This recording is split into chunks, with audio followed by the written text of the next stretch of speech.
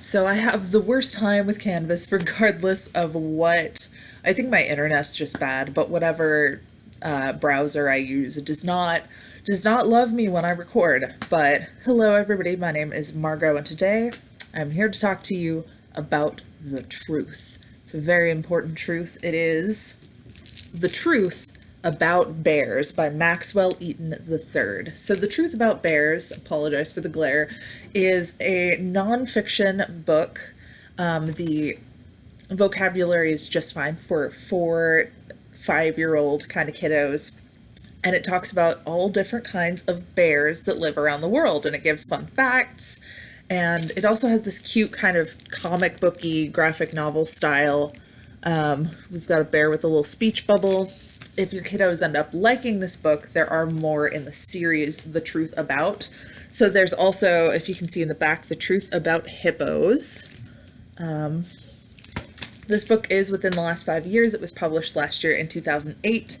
And I don't know, I really like the art style. I think that any kid who likes graphic novels, because even really young kids like graphic novels like Dog Man or stuff like that. If they can't read them themselves, they have their parents reading it to them.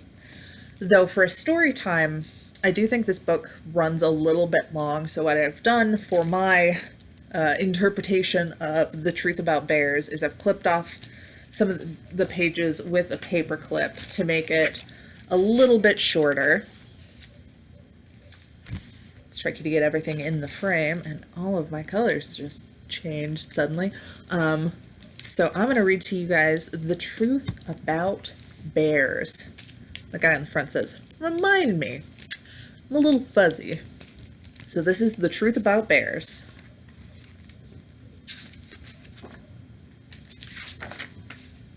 This is a bear. I'm Pete. Bears are big, or are you just small? They have claws, big claws, and they don't really talk. This bear here is talking and he says, "No, we roar." Bears like to eat. "Watch out, we're hungry." Mostly nuts and berries. Ooh, raspberries. Did you know a bear can eat thousands of berries in one day?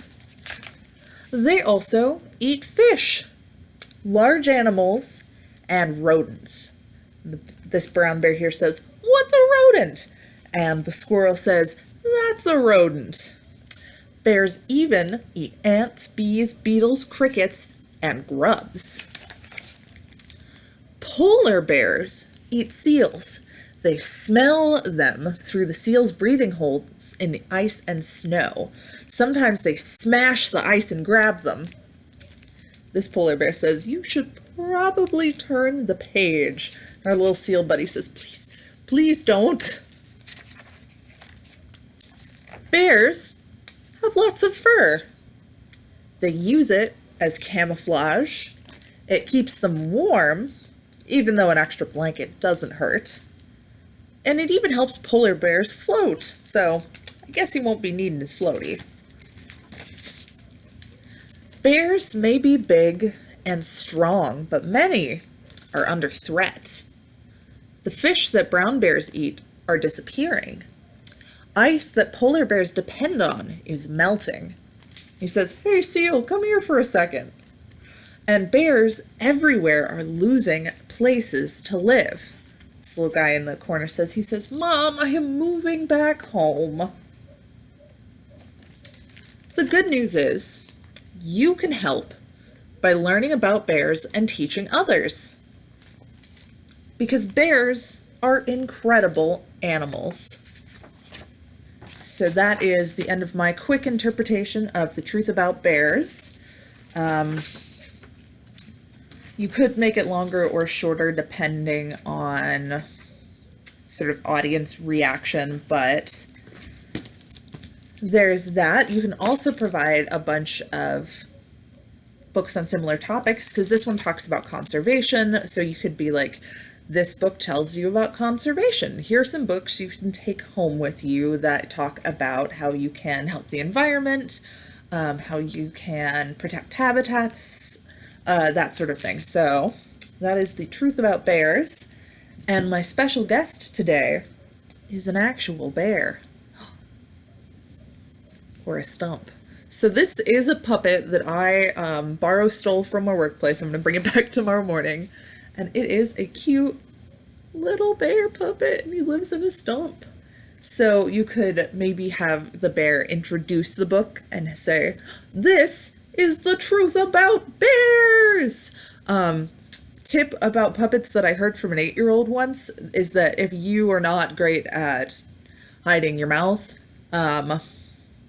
or even doing voices, in order to sort of distract from the fact that it is you talking, you look at the puppet as you're saying the words, and people will pay more attention to the puppet than they will to you because you are looking right at the puppet. So obviously it has to come from the bear. I don't know. I really love this guy. He's a little folk manus bear puppet. He can clap. He can use his mouth. There's this kind of like spandex knit material inside of it that you can use to hide the bear. You could maybe pretend that the bear is shy and say maybe this bear doesn't want to come out and say hello unless you learn the truth. And then after the book, you could have the kids tell you bear facts, and the bear could slowly pop up as he's knowing that the kids have learned a bit about him. He could give a little wave. I don't know. I love this puppet. I think it would go great with this book or anything. I just love him. I want him to be my friend. So from The Bear and I and The Truth About Bears, I will see everybody next time in everybody's next review. Bye-bye.